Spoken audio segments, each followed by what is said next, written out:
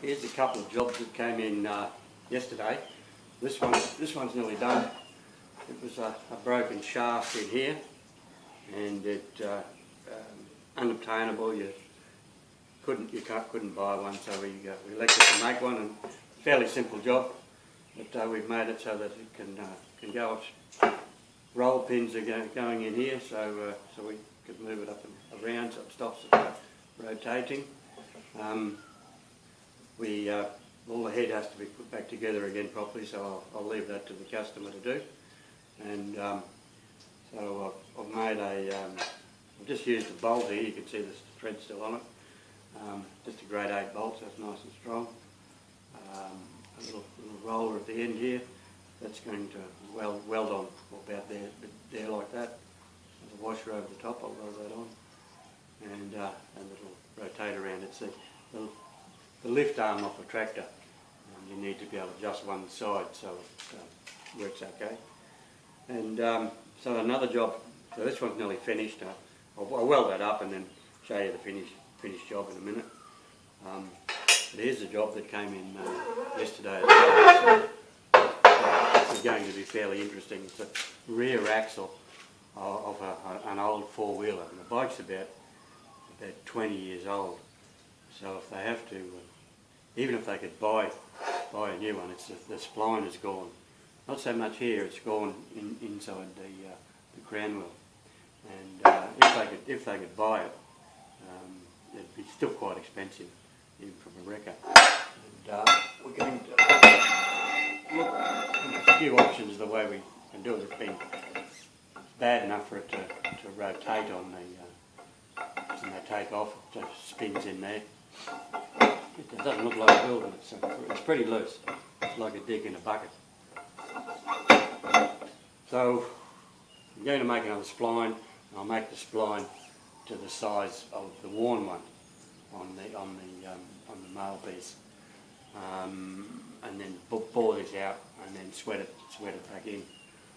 So there's going to be quite a few quite a bit of work there, I think. But it's either that or throw the bike away. The rest of it's still reasonable, but just to buy a new one and it's more worth. Costs more than the bike's worth. So we'll get out. I'll finish this one up first, and then we'll start attacking this one. Then it's a couple of options we've had of way of doing it, just to keep it going for a few more years, was to cut splines in it. Probably 3. You'd have to index the splines. Sorry, not splines, keys. It'd be 3mm or 10mm key, and this has to be assembled after it inside the depth. So this crown wheel has to go inside the depth, and then you would have to pop the spline, the keyways in, and we'd have to have the keyway out here a bit further so that it could go in and then slide in, and probably just Loctite them all in, and it'd probably be good enough. If it's nice and tight, it'll probably work. But we'll try the spline first. I'll see if I can make it to the right size, and we'll go from there. But there's going to be a fair bit of work making this.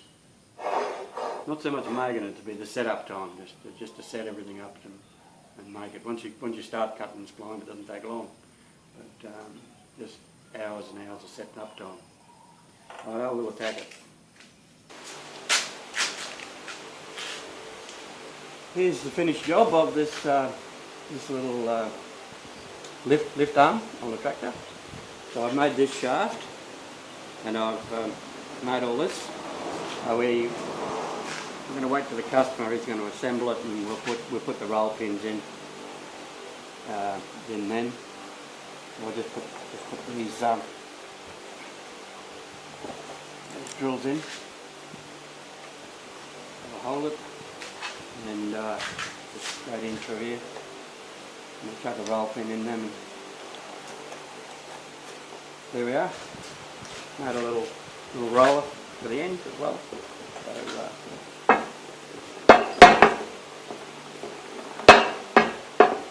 this flips over then, so that when it comes around, they tend to want to undo themselves, so it'll hit here.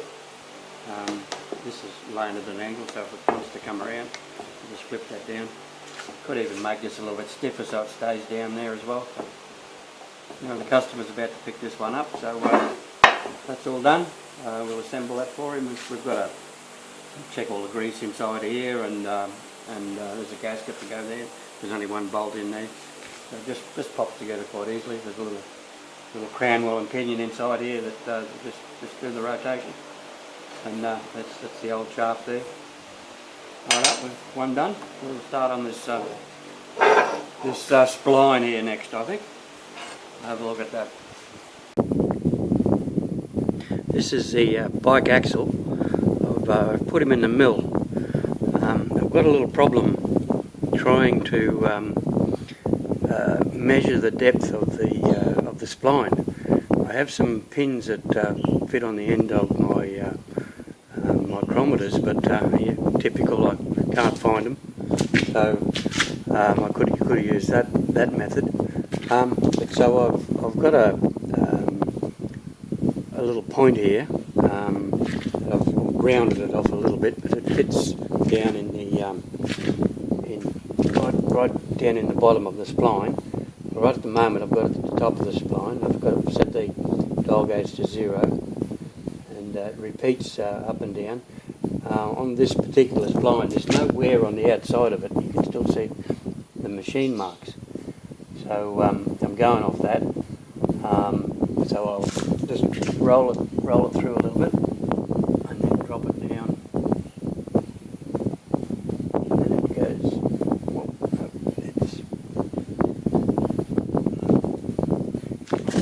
And have a look.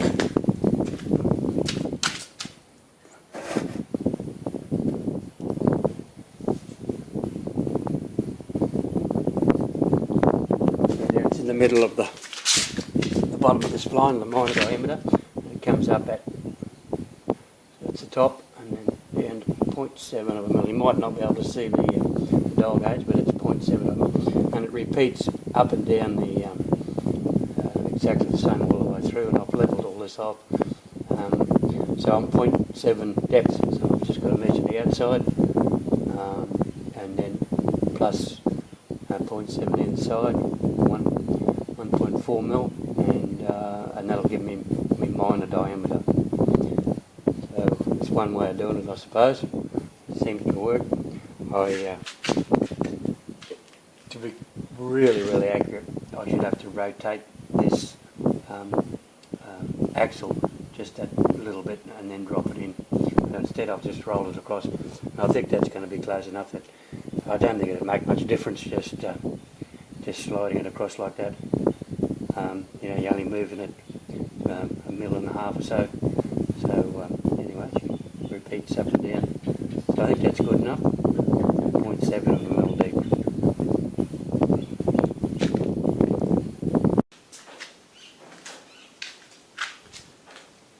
I did find the extensions that I have for my micrometers. What I've done, I've put them on. I cut some angles on here at 60 degrees, so it'll go down inside that, and I should be able to use this for the minor diameter on threads as well.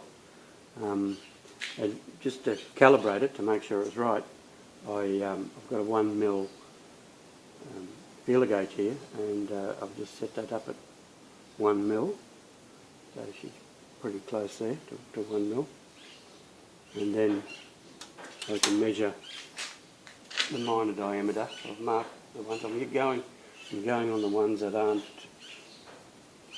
worn, where it wasn't being worn, it wasn't wearing, and I come up with 37.88, so pretty close to 39.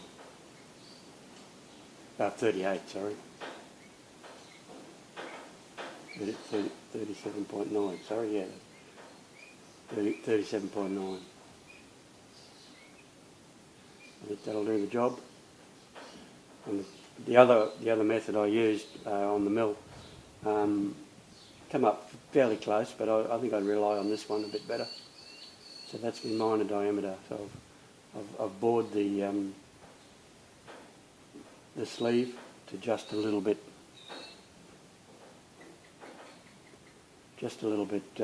larger than that, so that's got to have a little bit of clearance. Right, so we go and set it all up now and start cutting the splines.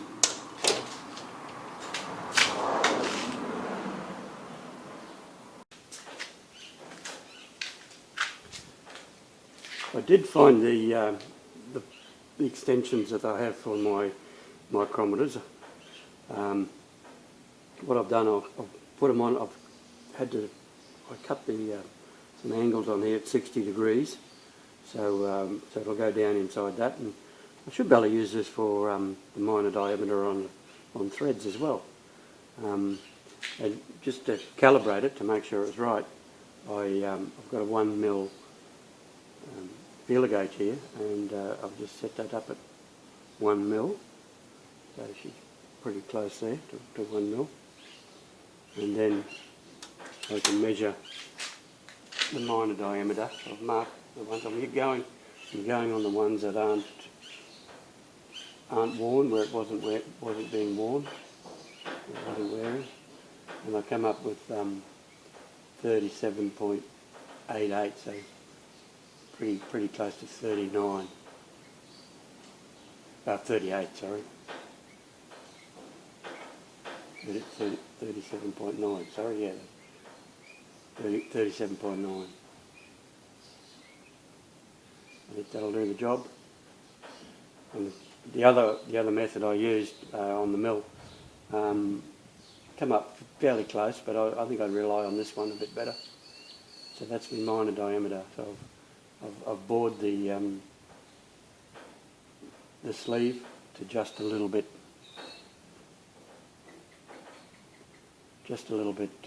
larger than that, so that's got to have a little bit of clearance. Right, so we go and set it all up now and start cutting the. I've been around once. I went in half depth just to have a look and see how it's going, and now we'll go full depth now, and it's quite quick. We get going, and I'm blowing coolant, and I'm dropping in coolant, as much coolant as possible. I wondered why you had coolant all over the floor everywhere, because it was just going down through the centre bore and just blowing out the end. So I've stuck a big piece of rag up in the guts, so it's hopefully going to stop a bit of that. So we'll just give it a bit of a run. A little bit noisy, bit of coolant. We've got any left.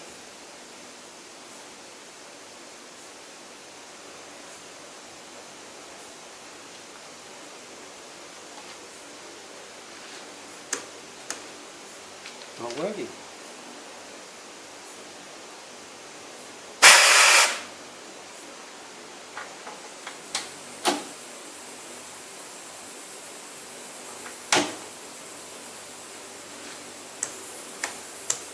No coolant.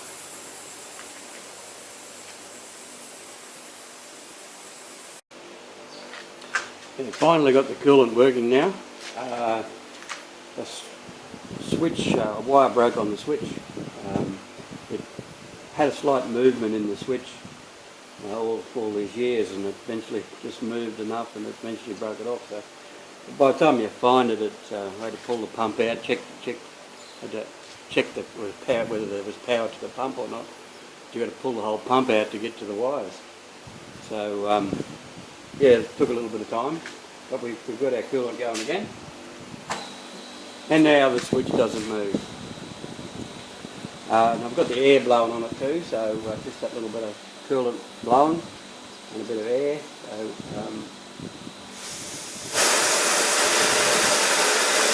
So there's plenty of coolant going in there to keep that nice and cool. This runs a little bit fast. The middle of the stroke is over the 100 feet per minute. To switch that off, I might oops. more going there. We'll kick it into, have a look down this end. This is what drives it.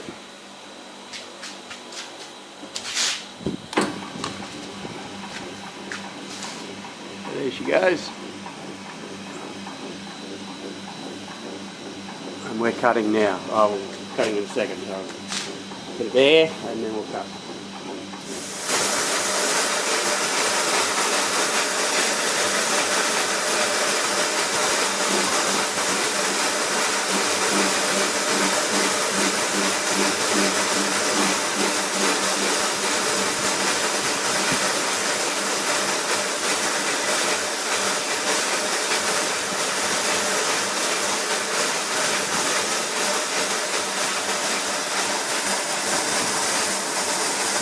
This is how I did all the degrees right.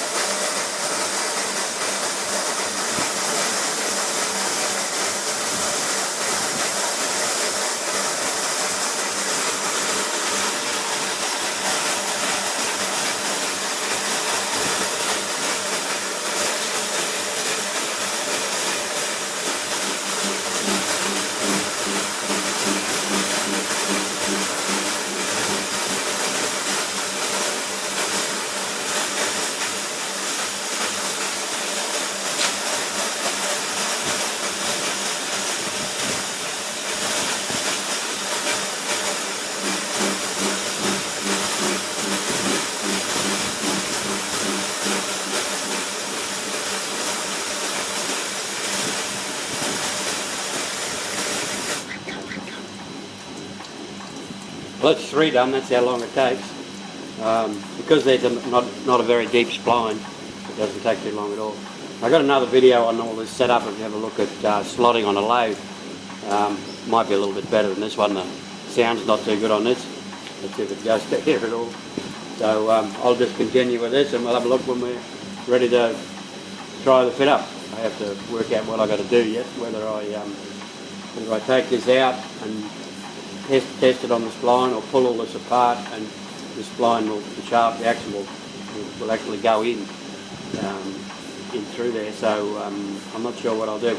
Not too bad. I'll mark it all and you can set it back up again. Put it on top dead centre and mark it all, and then you can just rotate it around, put the tool into the spot and you can find the right spot. It's got to go any deeper. Right, I'll shut it down now and bring you back when it's done. Now I've had a couple of goes with a few cuts. I've cut 3 times. I've gone around, taken a little bit each time. And the last time I only took 1/4 of a mil, and it wouldn't fit. And so it's a bit like a thread when you think you only need a little bit more, so you take a bit more and end up a loose thread. And splines are very similar. You take that little bit, you think, oh, I've got a fair bit to go yet, and you get caught out. So I only took a little tiny piece, so we'll pull her off. I've been able to pull it off and I've been measured it a couple of times. The shaft will go, the axle will go up the centre bore of the lathe, so it's good for it. So this comes off okay.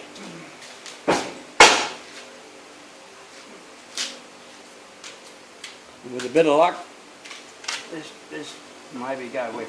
Remember, we got a new spline fit into an old one.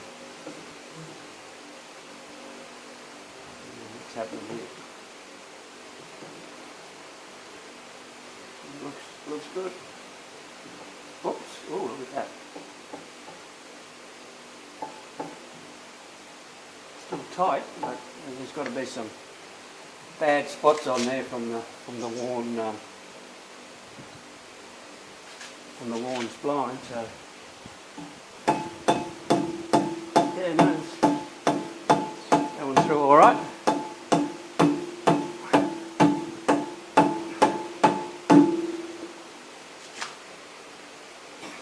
A little bit of play left.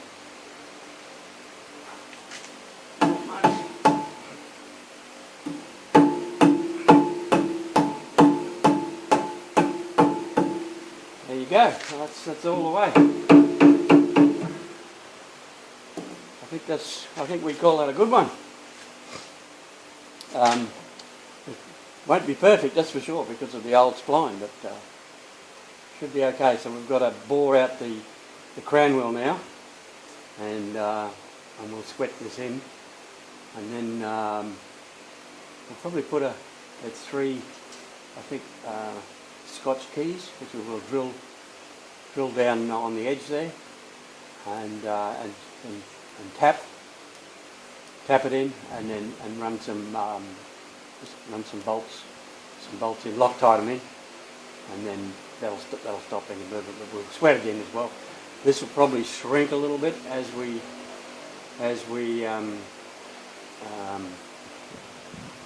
because this isn't very thick. It'll probably shrink down a bit and make it even tighter. But if it's not too tight and won't go on, I can still put that back into the machine, set it all up, and I can still cut it just a little bit more, cut a little bit deeper. I'm sure it'll work. I'm sure. There, no, I'm happy with that. 39 of those, so each one doesn't take very long to do, but I went around and I did it 3 times. So I went around the whole thing 3 times. It's the over there on the wheel over there. I just lock it up here and then just turn around, move to your next mark. Pre-mark them all. A lot of work, but if we do that, the customer will be happy. The bike will, instead of throwing it away, it'll get a new life. Okay, here's a shot of the finished spline. It's the quality's not that good, but I've just got an eyeglass over the end of the camera phone. This has all been done with the camera phone, so